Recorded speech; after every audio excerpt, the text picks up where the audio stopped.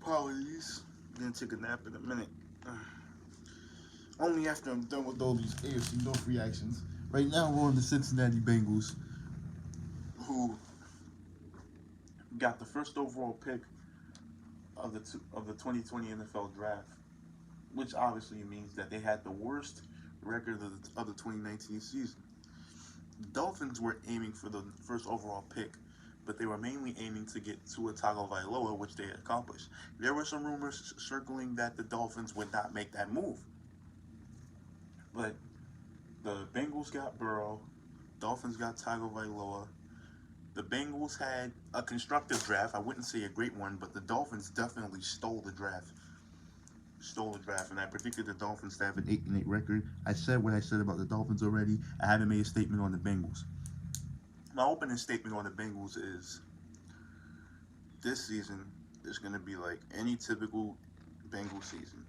Andy Dalton is gone, and from what I've been hearing, Andy Dalton is usually top 5 in passing yards in any season. Some people think Andy Dalton is a great guy. And you know how I feel when guys get overrated. Because, see, Andy Dalton is Andy Dalton for a reason. There's a reason Andy Dalton isn't a Tom Brady or Patrick Mahomes or a Drew Brees or nearly a Dak Prescott. But the Cowboys signed Andy Dalton before Dak Prescott, and some people were actually justifying it, saying that Andy's a great quarterback. So, without such a great quarterback, do you really think that the Bengals are going to do any better? No, they sucked with him. They're going to suck without him. Sheesh. Now, week 1 against the Chargers, the Bengals come away with the win. And I hate to say it, but this Chargers team falls for everything. I mean, seriously, this Chargers front office does not have a mind of its own. But the Bengals, they're gonna beat the Chargers at home.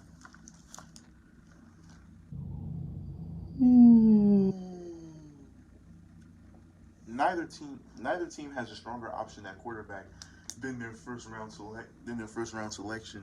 And I'd select Joe Burrow over Justin Herbert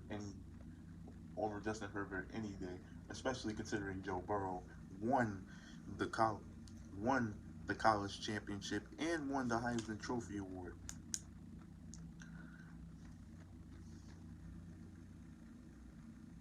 Do I have anything to say in the Chargers defense? Um, I do think the Chargers have somewhat of a decent roster. I mean, they just let go of Melvin Gordon. Antonio Gates is retired. Phillip Rivers is gone. This Chargers team probably has more holes than any team in this league. I don't think they're worse than the Bengals, but I think the Bengals win this game just because it's week 1 and Joe Burrow's gonna get his feet wet or whatever. Anthony Lynn. I'm so sorry, folks. I don't know why I'm this tired, but Anthony Lynn is a Anthony Lynn is a good coach. Zach Taylor honestly needs more experience, but the QB coach relationship in Cincinnati, where you have Zach Taylor and Joe Burrow, both guys who are very new to their professions. This is a coach and a quarterback that's gonna grow together, and you usually don't see that in coach QB relationships. Usually the coach has way more experience. And now Zach Taylor probably has experience in other roles, just not as a head coach. So I'm saying both of these guys are gonna learn a thing or two about leadership. I don't think that's directly going to be displayed in this Chargers game. I think this Chargers game is just going to be the Chargers not being good enough to beat the Bengals week 1. Now, they're not going to have too many wins this season. So the Bengals, while they appreciate that lucky kickoff win that I predict them getting, they're going to walk into Cleveland and lose because there's only few teams in this league that lose to the bum Browns. Yes, I said it, the bum Cleveland Browns. Only few teams are stupid enough to lose to them, and the Bengals are one of those stupid teams that are going to lose to the Browns. Week 3, they go to Philadelphia, they lose that. They lose that too. I don't even have to explain why the Bengals are going to lose as many games as they are. They don't have the roster. They don't have the roster. Their defense gets way too many penalties. I don't even think they have the offensive line. Don't have. I don't even think they have the offensive line. If they did, Andy Dalton wouldn't be sacked as much. And I don't think they have the receiving core because if they did, I'm sorry, Andy Dalton would have got much more out of that offense. Now, week 4 against the Jaguars, I think the Bengals win this. So the Bengals are lucky enough to start out 2-2. Last year, the Bengals were 1-15. So right out the gate, within the first 4 weeks, I'm already predicting the Bengals to be one game better than last year, which isn't a compliment because the Bengals still suck. Now, in the in Baltimore against the Ravens, L. In Indianapolis against the Colts, L. Going on the not going on the road, hosting the Browns, L. Hosting the Titans, big L.